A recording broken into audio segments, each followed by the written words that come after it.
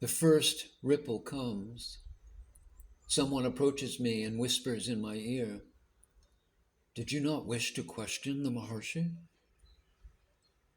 He may have lost patience, this guide of mine. More likely he imagines that I, a restless European, have reached the limit of my own patience. Alas, I think, my inquisitive friend, truly I came here to question your master. But now, I, who am at peace with all the world and with myself, why should I trouble my head with questions? I feel that the ship of my soul is beginning to slip its moorings. A wonderful sea waits to be crossed. Yet you would draw me back to the noisy port of this world, just when I am about to start the great adventure? But the spell is broken.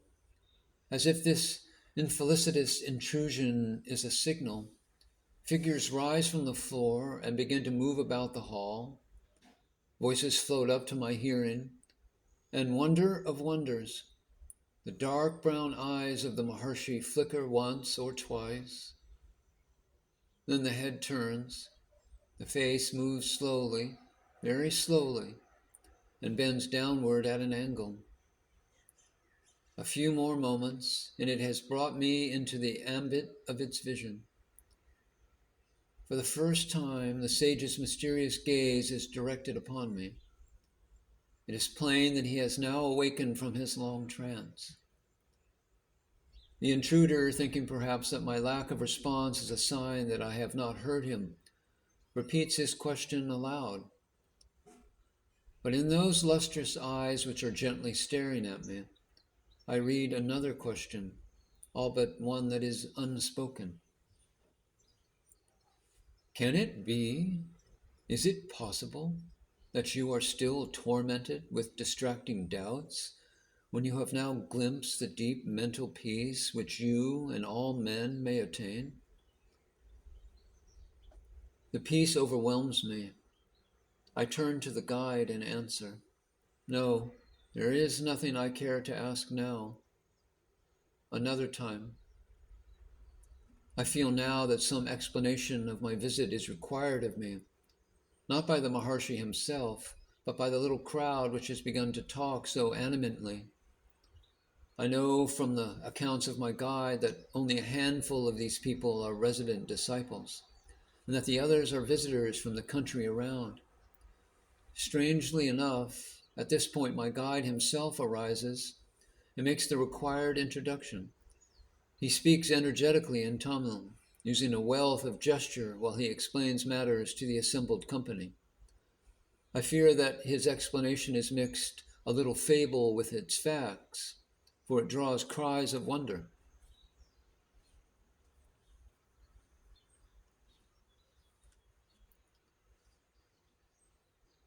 Later, the midday meal is over. The sun unmercifully raises the afternoon temperature to a degree I have never before experienced. But then we are now in a latitude not so far from the equator. For once I am grateful that India is favored with a climate which does not foster activity, because most of the people have disappeared into the shady groves to take a siesta.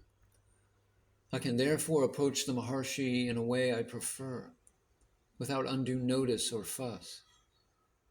I enter the large hall and sit down near him. He half reclines upon some white cushions placed on the divan. An attendant pulls steadily at the cord which operates the puka fan. The soft burr of the rope and the gentle swish of the fan as it moves through the sultry air sound pleasantly in my ears. The Maharshi holds a folded manuscript book in his hands. He is writing something with extreme slowness. A few minutes after my entry, he puts the book aside and calls a disciple. A few words pass between them in Tamil, and the man tells me that his master wishes to reiterate his regrets at my inability to partake of their food. He explains that they live a simple life, and never having catered for Europeans before, do not know what the latter eat. I thank the Maharshi and say that I shall be glad to share their unspiced dishes. For the rest, I shall procure some food from the township. I add that I regard the question of diet as being far less important than the quest which has brought me to his hermitage. The sage listens intently, his face calm, imperturbable, and non-committal. "It is a good object," he comments. This encourages me to enlarge upon the same theme. And I say, "Master, I have studied our Western philosophies and sciences, lived and worked among the people of our crowded cities, tasted their pleasures, and allowed myself to be caught up in their ambitions. Yet I have also gone into solitary places and wandered there amid the loneliness of deep thought. I have questioned the sages of the West. Now I have turned my face towards the East. I seek more light." The Maharshi nods his head, as if to say, "Yes, I quite understand." As I continue, "I have heard many opinions, listened to many theories. Intellectual proofs of one belief or another lie piled up all around me. I am tired of them, skeptical of anything which cannot be proved by direct experience. Forgive me for saying so, but I am not religious. Is there anything beyond man's material existence? If so, how can I realize it for myself?" The 3 or 4 devotees who are gathered around us stare in surprise. Have I offended the subtle etiquette of the hermitage by speaking so brusquely and boldly to their master? I do not know. Perhaps I do not care. The accumulated weight of many years' desire has unexpectedly escaped my control and passed beyond my lips. If the Maharshi is the right kind of man, surely he will understand and brush aside mere lapses from convention. He makes no verbal reply, but appears to have dropped into some distant space. Because there is nothing else to do, and because my tongue has now been loosened, I address him for the 3rd time. "The wise men of the West, our scientists, are greatly honored for their cleverness, yet they have confessed that they can throw but little light upon the hidden truth behind life. It is said that there are some in your land who can give what our Western sages fail to reveal. Is this so? Can you assist me to experience enlightenment? Or is the search itself a mere delusion?" I have now reached my conversational objective and decide to wait for the Maharshi's response. He continues to stare at me. Perhaps he is pondering over my questions. 10 minutes pass in silence. At last his lips open, and he says gently, "You say I want to know. Tell me, who is that I?" What does he mean? He has now cut across the services of the interpreter and speaks direct to me in English. Bewilderment creeps across my brain. "I am afraid I do not understand your question," I reply. "Is it not clear? Think again." I puzzle over his words once more. An idea suddenly flashes into my head. I point a finger towards myself and mention my name. "And do you know him?" "All my life," I smile back at him. "But that is only your body. Again I ask, who are you?" I cannot find a ready answer to this extraordinary query. And the Maharshi continues, "Know first that I, and then you shall know the truth." My mind hazes again. I am deeply puzzled. This bewilderment finds verbal expression, but the Maharshi has evidently reached the limit of his English, for he turns to the interpreter, and the answer is slowly translated to me. There is only one thing to be done. Look into your own self.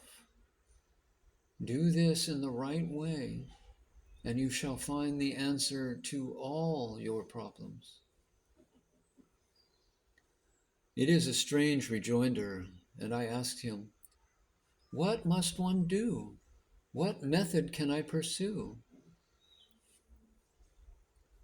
Through deep reflection on the nature of oneself, and through constant meditation, the light can be found. I have frequently given myself up to meditation upon the truth, but I see no signs of progress. How do you know that no progress has been made? It is not easy to perceive one's progress in the spiritual realm. Is the help of a master necessary? It might be. Can a master help a man to look into his own self in the way you suggest? He can give the man all that he needs for this quest. Such a thing can be perceived through direct experience. How long will it take to get some enlightenment with a master's help? It all depends on the maturity of the seeker's mind. The gunpowder catches fire in an instant, while much time is needed to set fire to the coal. I receive a queer feeling that the sage dislikes to discuss the subject of masters and their methods. Yet my mental pertinacity is strong enough to override this feeling, and I address a further question on the matter to him.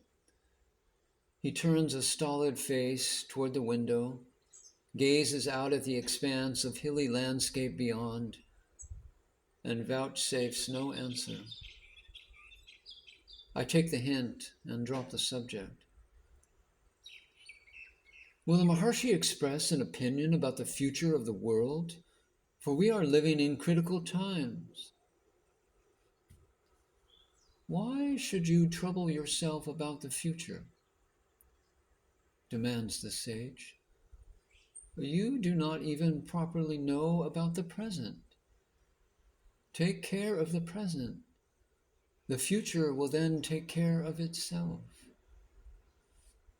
Oh, another rebuff. But I do not yield so easily on this occasion, for I come from a world where the tragedies of life press far more heavily on people than they do in this peaceful jungle retreat. Will the world soon enter a new era of friendliness and mutual help? Or will it go down into chaos and war? I persist. The Maharshi does not seem at all pleased, but nevertheless he makes a reply. There is one who governs the world, and it is his lookout to look after the world. He who has given life to the world knows how to look after it also. He bears the burden of this world, not you. Yet if one looks around with unprejudiced eyes, it is difficult to see where this benevolent regard comes in, I object. The sage appears to be still less pleased, yet his answer comes. As you are, so is the world. Without understanding yourself, what is the use of trying to understand the world? This is a question that seekers after truth need not consider. People waste their energies over all such questions. First, find out the truth behind yourself. Then you will be in a better position to understand the truth behind the world, of which yourself is a part. There is an abrupt pause. An attendant approaches and lights another incense stick. The Maharshi watches the blue smoke curl its way upwards and then picks up his manuscript book. He unfolds its pages and begins to work on it again, thus dismissing me from the field of his attention. This renewed indifference of his plays like cold water upon my self-esteem. I sit around for another quarter of an hour, but I can see that he is in no mood to answer my questions. Feeling that our conversation is really at an end, I rise from the tiled floor, place my hands together in farewell, and leave him.